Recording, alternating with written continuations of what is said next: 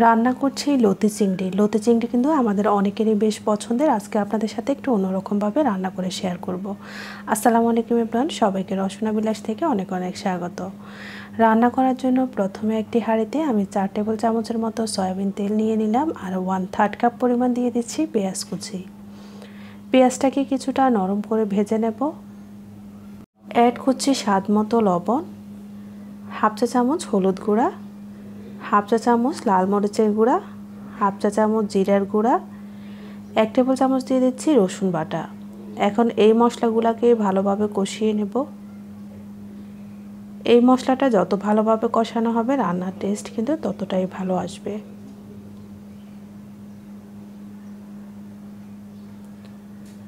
কিছুক্ষণ ভাজার পরে এখন অ্যাড করে দিচ্ছি পরিমাণ মতো চিংড়ি মাছ। এখানে আমি ছোট চিংড়ি ব্যবহার করেছি, একইভাবে কিন্তু আপনারা বড় চিংড়ি দিয়েও এই রান্নাটা করতে পারেন।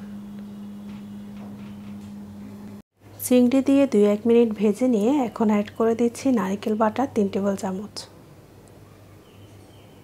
নারকেল বাটাটাকেও এখন মশলার সাথে ভালোভাবে কষিয়ে নেব।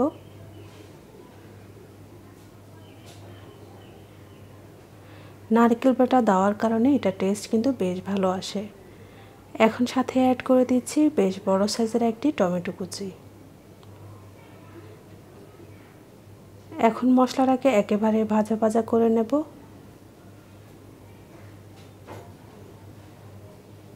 ঢাকা দিয়ে মশলাটাকে ভালোভাবে কষিয়ে নিচ্ছি। 4 থেকে 5 মিনিট আমি ঢাকা দিয়ে এভাবেই মশলাটাকে কষিয়ে নিয়েছি। এতে করে কিন্তু নারকেলের যে অনেক সময় কাঁচা গন্ধ থাকে সেটা কিন্তু আর থাকবে না।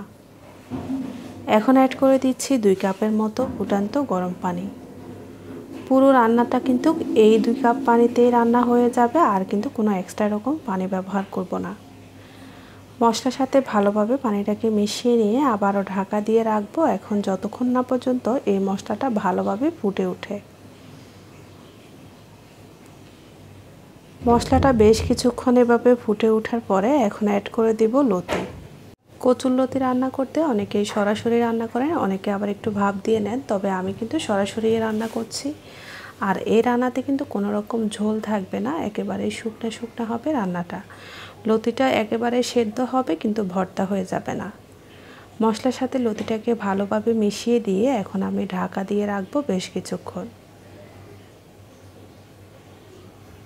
কয়েক মিনিট পরে ঢাকনা খুলে চেক করে নিচ্ছি। এরই মাঝে কিন্তু লতি থেকেও কিছুটা পানি বেরিয়েছে, দেখতেই পাচ্ছেন। আর লতিটা কিছুটা সেদ্ধ হয়েছে, এখনও পুরোপুরি সেদ্ধ হয়নি। মশলার সাথে ভালোভাবে নেড়ে চেড়ে দিচ্ছি। আর ঝালের জন্য অ্যাড করে দিচ্ছি 6-7টার মতো কাঁচামরিচ কুচি। আবারও ঢাকা দিয়ে রাখবো পুরোপুরি রান্নাটা হওয়া অবধি। বেশ কিছুক্ষণ পরে এখন ঢাকনা খুলে চেক করে নিচ্ছি। লতির পানি কিন্তু একেবারে শুকিয়ে গেছে, আর লতিটাও কিন্তু ভালোভাবে সেদ্ধ হয়ে গেছে, দেখতেই পাচ্ছেন। লতিটা এভাবে গোটা গোটাই থাকবে আর এরকম শুকনা শুকনা থাকতে আমি নামিয়ে নিচ্ছি। এই লতিটা খেতে কিন্তু ভীষণ মজা হয়, আপনারা একবার হলেও রান্না করে ট্রাই করে দেখতে পারেন। অনেকে হয়তো এভাবে খেয়ে থাকেন। ভালো লাগলে অবশ্যই চ্যানেলটি সাবস্ক্রাইব করে রাখবেন। ভালো থাকবেন সবাই।